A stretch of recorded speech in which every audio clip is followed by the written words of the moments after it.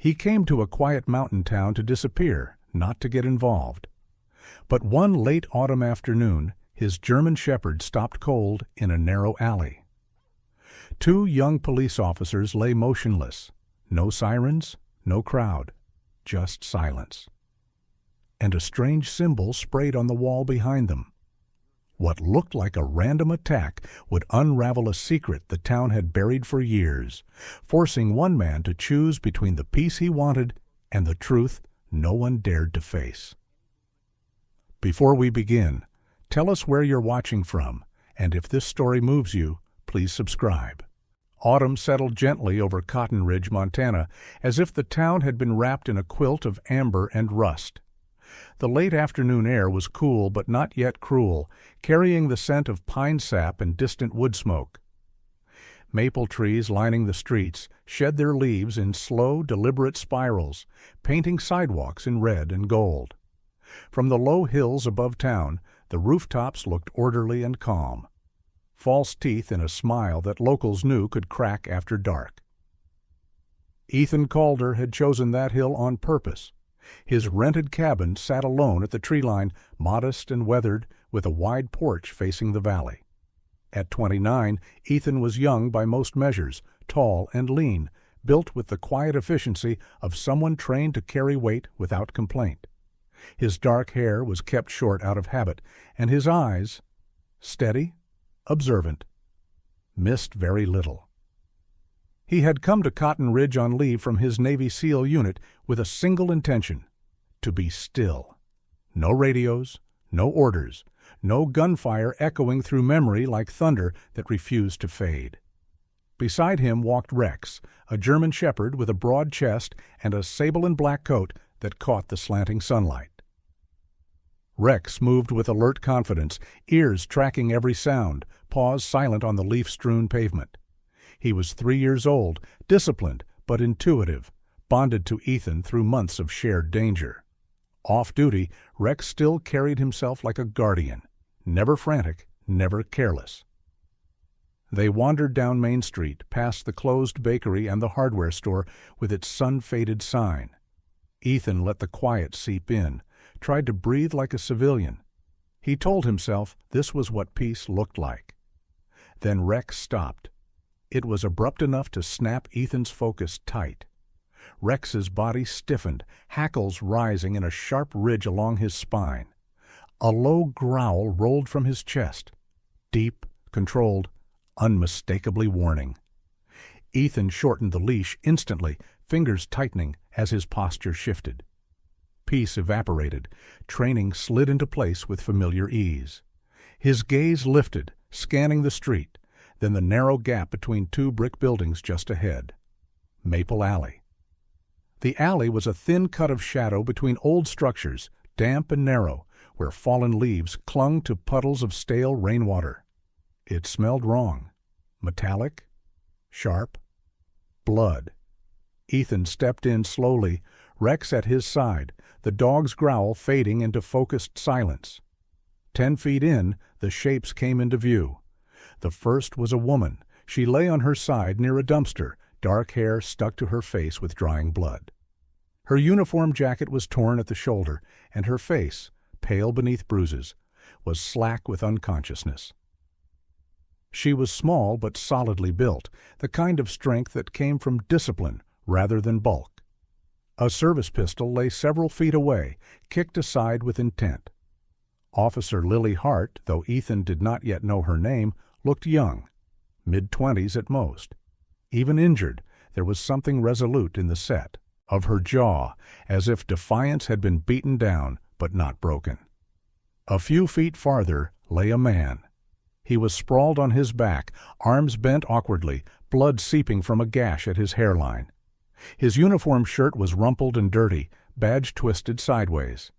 He was taller than the woman, broader through the shoulders, with a build that suggested both gym hours and long patrol shifts. His breathing was shallow but steady. This was Officer Mason Briggs, 28, though again Ethan did not yet know the name. The man's expression, even unconscious, held a trace of stubborn humor, as if he might wake up with a joke ready despite the pain. Ethan's eyes flicked to the brick wall behind them. Sprayed in crude red paint was the image of a lantern, its lines jagged and rushed. The symbol was unmistakable. Even outsiders had heard the whispers. Red Lantern Crew. Ethan exhaled slowly through his nose. This was not random. He knelt first beside Lily, 2 fingers checking her pulse at the neck. Strong. Alive. Rex moved without command, lowering himself beside her, body angled protectively. At a hand signal from Ethan, 2 fingers down. Rex stayed, alert but calm. Ethan stabilized Lily's neck, checked for obvious fractures, then shifted to Mason. He pressed gently along the man's ribs, watched for flinches. Mason groaned faintly. Good sign. Ethan pulled out his phone and called 911. His voice was even, controlled. He gave the location, described the injuries, provided his name. Only his name. No rank, no background. "I'll transport them myself," he said. "Closest clinic." There was a pause on the line. Then acceptance. Ethan moved quickly. With practiced care, he supported Lily first, then Mason, guiding them to his truck parked nearby. Rex stayed close, eyes never leaving the alley until the doors shut. The drive to the clinic was short, but tense. Ethan's jaw tightened as the town passed by in blurs of orange leaves and shuttered windows. This wasn't supposed to be his fight. At the small medical clinic, familiar faces gathered fast. A nurse recognized Lily immediately. A man in a flannel jacket muttered Mason's name under his breath. The room filled with worried silence, broken only by clipped instructions and the squeak of gurney wheels. Ethan stepped back once the staff took over. He felt eyes on him, curious, grateful, wary. When someone whispered the words, "Red Lantern," the room went still. Conversations died. No one met anyone else's gaze. Outside, dusk deepened. Ethan returned to Maple Alley with Rex. The police tape had not yet arrived. The alley felt colder now, shadows thicker. Rex moved nose to ground, tracing paths through leaves and puddles. Near the wall, Rex pawed at something half buried beneath damp paper and grit. Ethan crouched, retrieving it. A scrap of paper, wrinkled and torn. On it, drawn in hurried charcoal lines, was a crude map. A circle marked the edge of town. A square. A slash through trees. Up warehouse. Ethan folded the paper carefully and slid it into his jacket. He stood, scanning the alley once more, eyes lingering on the Red Lantern symbol. He had come to Cotton Ridge to disappear. But some shadows refused to stay hidden. Lily Hart surfaced from unconsciousness as if rising through cold water. The first thing she felt was pain, dull and spreading, followed by the smell of antiseptic and old linoleum. Fluorescent lights hummed softly overhead. Her eyes focused slowly, taking in the small examination room of Cotton Ridge's clinic. A young man sat on a metal chair near the wall.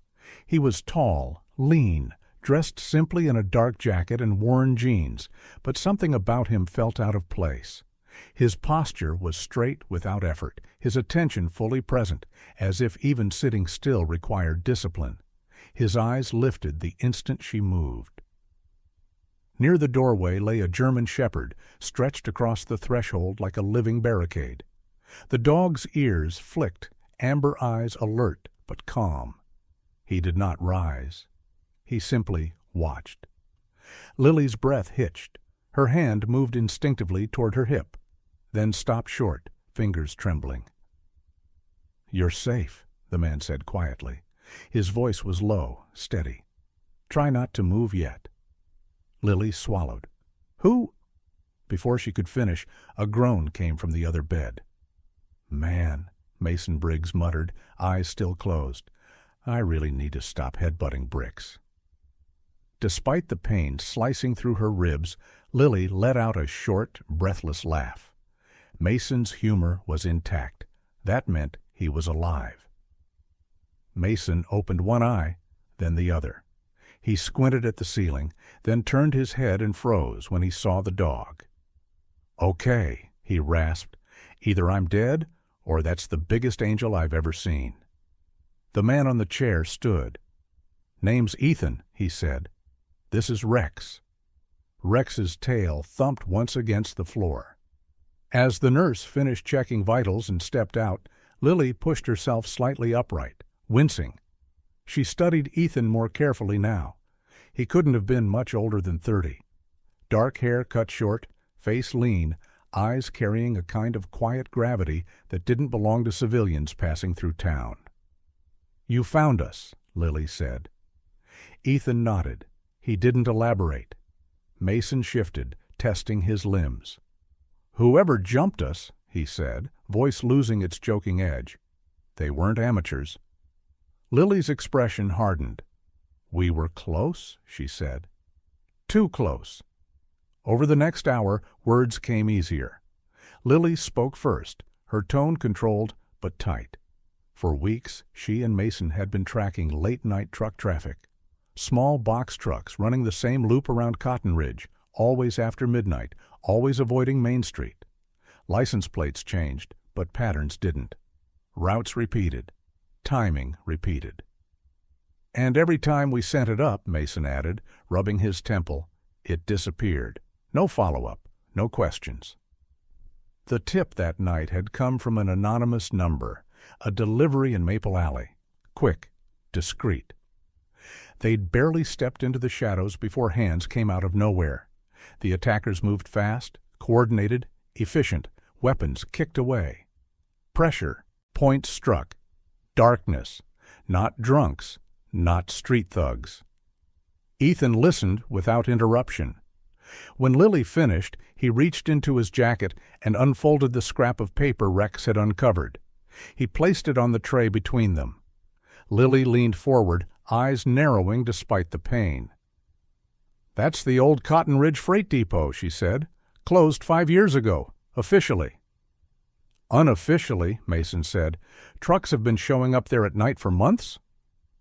Silence settled between them, thick with unspoken understanding. Ethan broke it. "I don't exist in your report." Lily looked up sharply. "What?" "You leave me out," he said evenly.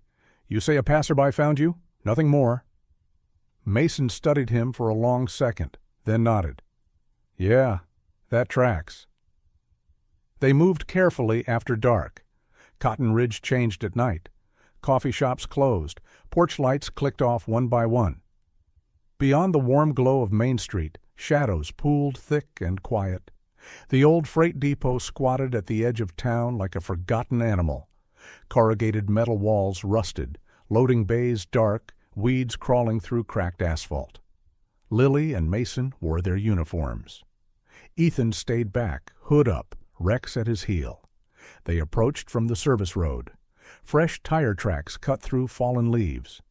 Diesel hung faintly in the air. Inside, the depot was empty, but not abandoned. Rex moved first, nose low, pacing slowly. His nails clicked softly on concrete.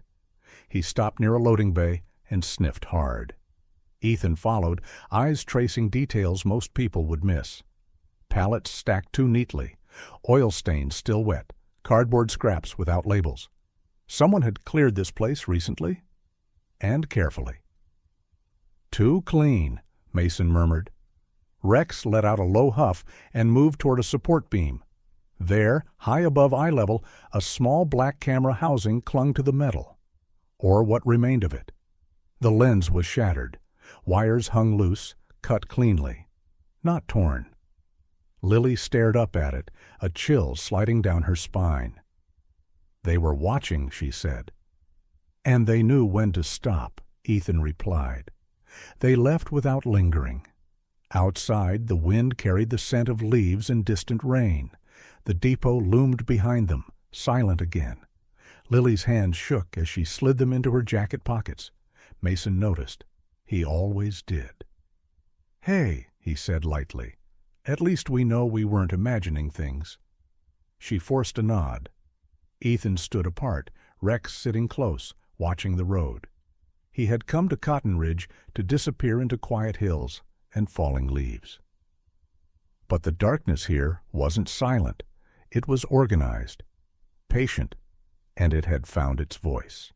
Morning arrived with a thin veil of fog drifting through Cotton Ridge, the kind that softened edges and made even familiar streets feel uncertain. Leaves clung to wet pavement. The town's streetlights flickered off one by one, revealing storefronts that looked harmless in daylight. Windows clean, signs cheerful, nothing to suggest the quiet machinery of fear working beneath them.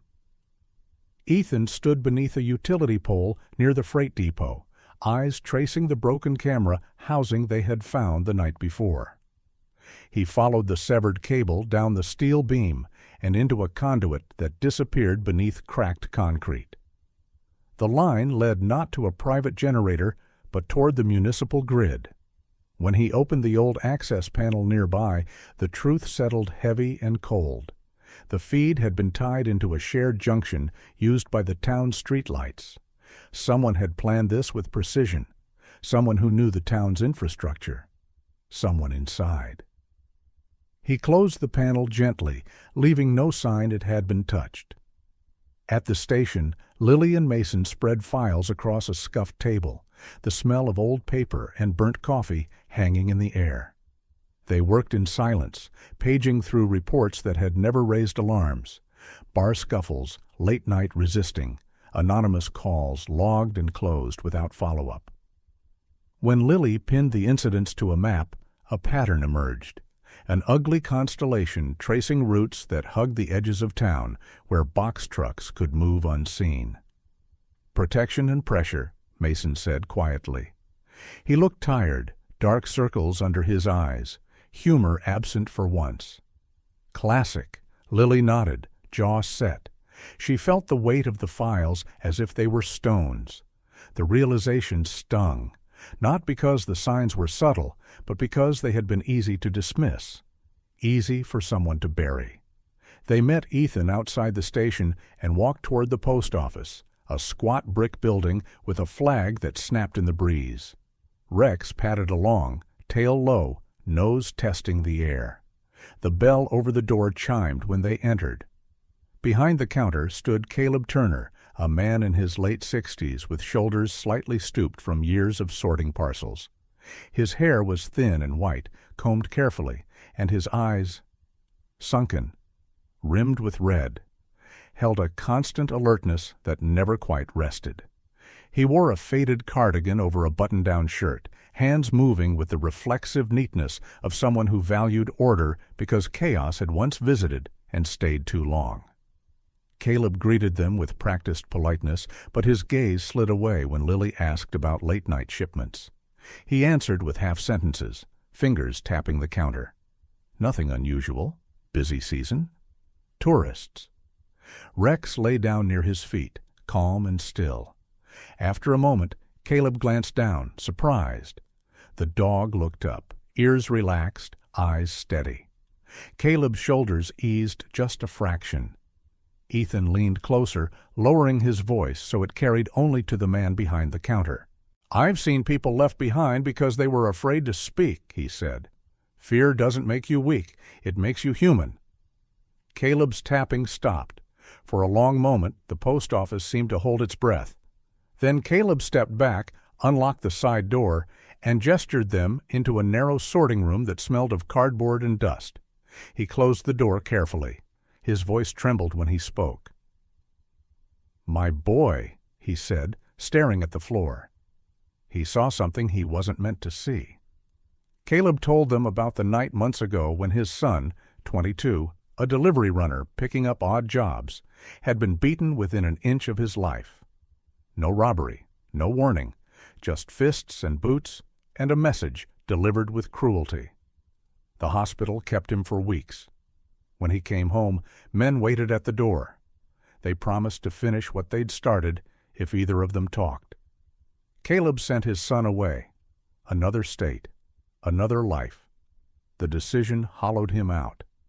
"I thought small towns were safe," he said, voice cracking.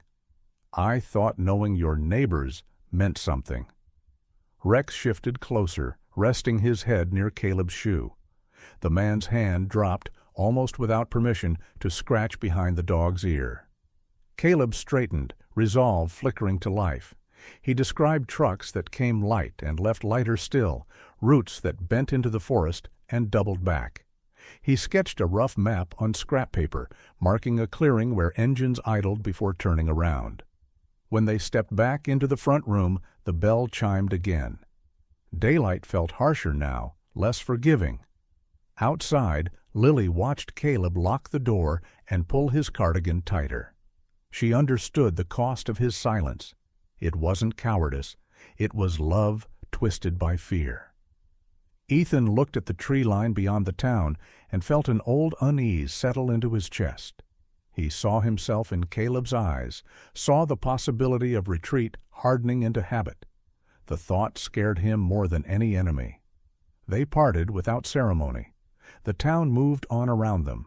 Coffee poured, doors opened, flags snapped in the wind, while truth hung in the autumn air, sharp and undeniable. Rex trotted ahead, confident, as if the path forward had already been chosen. The northern reach of cottonwood forest rose in layers of shadow and sound. Wind threaded through the tall trunks, combing dry leaves into restless whispers that slid across the ground like warnings. The air carried autumn's bite, cool, sharp, and edged with the acrid promise of fuel. From a low ridge, Ethan studied the clearing below through a narrow gap in the trees. He moved with quiet economy, mapping the terrain by feel as much as sight. 2 access paths cut shallow scars through the underbrush. One rutted enough for trucks, the other a foot trail that vanished into black timber. The wind drifted downslope, pulling smoke away from the road and toward the hollow. Good for concealment, bad if the fire caught. Lily and Mason waited behind him, bodies angled to the trees. Lily's dark hair was tied back tight. Her face looked paler under the moon, eyes bright and intent. Mason stood taller than she did, broader through the shoulders, jaw set with a seriousness that rarely stayed long on his face. Tonight, it lingered. Rex crouched at Ethan's heel, muscles coiled. His ears flicked once, twice, counting. In the clearing, lantern light pulsed red against canvas walls. Men moved between a temporary tent and stacked crates, their silhouettes jerky and purposeful. Gasoline fumes mingled with a chemical tang that stung the nose. A fuse line snaked across the dirt toward a cluster of jerry cans. Red Lantern crew had come to erase themselves. Ethan touched the ground, tracing lines in the dirt with a fingertip. He pointed. Right flank, left cover, center cut. The plan formed without words. Rex slid away first, a shadow slipping between trunks to the right, paused silent until Ethan snapped a twig in his fingers. The sound carried. 2 armed guards turned, muttering. Rex broke cover then, darting wide, crashing through brush just enough to be seen and not enough to be caught. The guards cursed and followed, light swinging, attention pulled like a hinge off its pin. Lily and Mason ghosted left, trees swallowing them. Lily's breath tightened as a man bent to strike a match near the fuel. She raised her sidearm, hand trembling once before it steadied. She aimed low and fired, the round cracked dirt inches from the man's boot. He stumbled back with a shout, dropping the match. Lily held her line, jaw clenched, choosing restraint over rage. Ethan slipped into the center. The tent smelled of plastic and damp earth. He cut the fuse clean with a knife and kicked dirt over the exposed line, tamping it down. A muffled sound reached him then. A frantic scuff, a breath pressed hard against cloth. He lifted the canvas flap. A young man lay bound to a metal chair, wrists and ankles cinched tight with tape, a gag pulled cruelly across his mouth. His eyes were wide, brown and wet with terror. He was thin, early 20s, with dark hair matted to his forehead and a delivery jacket streaked with grime. "Easy," Ethan murmured, already cutting the tape. "You're coming out." The young man nodded, shaking. "Jamie," he whispered when the gag came free. "Jamie Flores, I didn't say anything, I swear." "Save it," Ethan said. "Move." A shout cut the night. A man lunged through the tent flap, weapon raised. The distance collapsed into noise and motion. Ethan shoved Jamie aside, fired once, felt the recoil bite, and stop. The man dropped, weapon skidding. Another shadow rushed in. Mason's shape slammed into it from the left, shoulder first, sending both tumbling.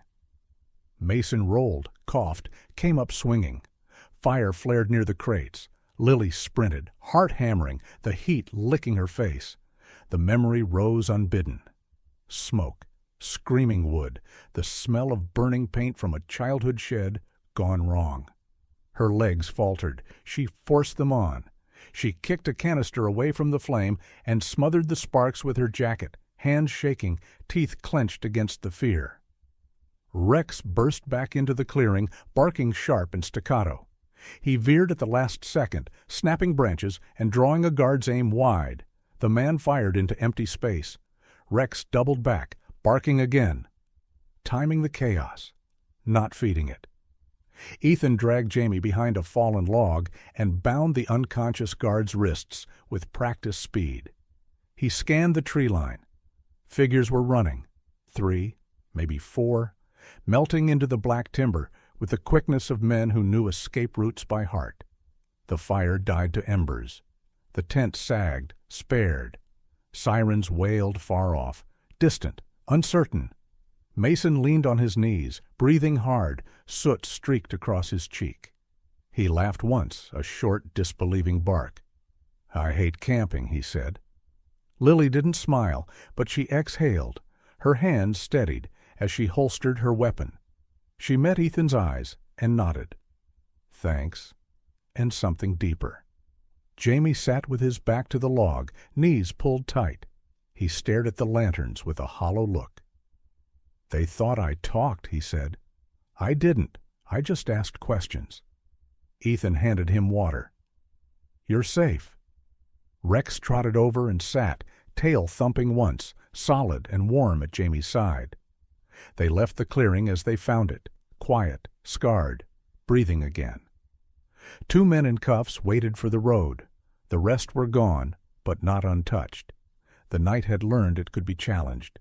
Wind moved through cottonwood forest, carrying the smell of damp leaves and cooling metal.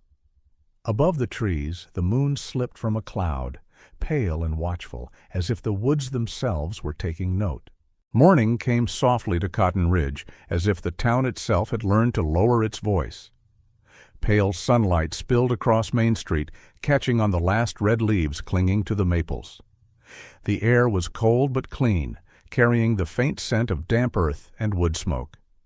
Autumn was almost finished, holding its breath before winter took over. Unmarked vehicles rolled in before dawn. They were quiet, efficient, and deliberately unremarkable. Exactly how the state investigative team preferred to move. The lead investigator, Marjorie Klein, was a woman in her early 40s with iron-gray hair cut short and eyes that missed nothing. She wore plain boots, a dark jacket without insignia, and carried herself with calm authority rather than force. Her partner, Theo Ramirez, younger and broad-shouldered with a neatly trimmed beard and steady demeanor, spoke little but wrote everything down. They didn't announce themselves.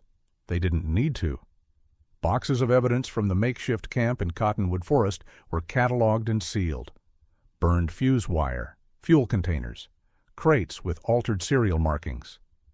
Jamie Flores gave a full statement, voice shaking at first, then firm as the truth settled into place. The 2 men taken alive were questioned separately, their stories unraveling when laid beside one another. By the end of the second day, the picture was no longer scattered. Red Lantern crew hadn't been reckless. They had been systematic, using intimidation, arson threats, and fear to hollow out resistance before anyone realized it had begun. What they hadn't accounted for was interruption. Cotton Ridge Police Station felt different under the scrutiny. Lily Hart stood straighter now, her uniform crisp, her expression composed but alert. The bruises on her face had faded to yellow shadows.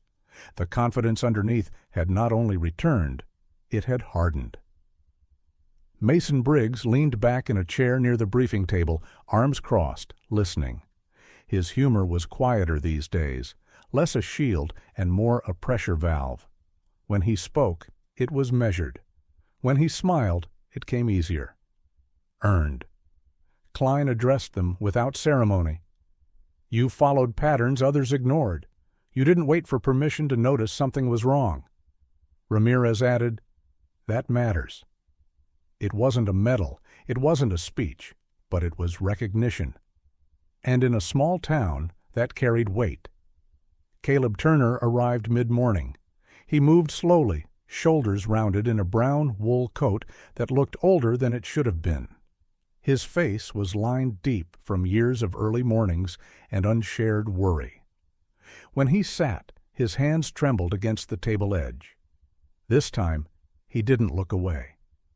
He laid out delivery schedules he'd memorized without meaning to, nights he'd counted trucks by sound alone, routes that bent where they shouldn't. His voice cracked once, then steadied. I thought staying quiet would keep my boy safe, he said. Turns out it just kept them comfortable. When it was done, Klein thanked him plainly. No promises, no dramatics. Just the truth that his words mattered. Outside, Caleb paused before leaving. He took out his phone with fingers that shook less now and stepped away from the building. His voice carried faintly across the lot. I didn't stay quiet, he said. I won't any more. He listened, eyes closing. When he hung up, he wiped his face with the back of his sleeve and stood a little taller. There was no press conference. A short statement went out later, carefully worded, sparse on names. Photos were taken anyway. Lily and Mason stood near the patrol cars, framed by the station doors. They looked young, yes, but no longer unsure. Ethan Calder wasn't in the frame. He stood across the street beneath a maple, stripped nearly bare, Rex sitting at his side. The dog's coat gleamed copper in the low sun, posture relaxed but attentive. Ethan wore a plain jacket, hands in his pockets, eyes on the town rather than the cameras. He didn't move when Klein glanced his way. She nodded once, as if acknowledging a professional courtesy neither needed to explain. Cotton Ridge breathed again. Cafes reopened early. People lingered longer at crosswalks, at storefront windows, at conversations they used to cut short. Fear hadn't vanished, but it no longer owned the room. Late morning found the hillside above town washed in amber light. Ethan stood there with Rex, watching shadows pull back from rooftops. The town looked smaller from up here. Manageable. Human. Rex bounded in a loose circle, a wooden ball clamped proudly in his jaws, then dropped it at Ethan's feet with an expectant huff. Again? Ethan asked quietly. The dog's tail answered for him. Footsteps approached on dry leaves. Lily and Mason climbed the slope together, two steaming cups balanced carefully between gloved hands.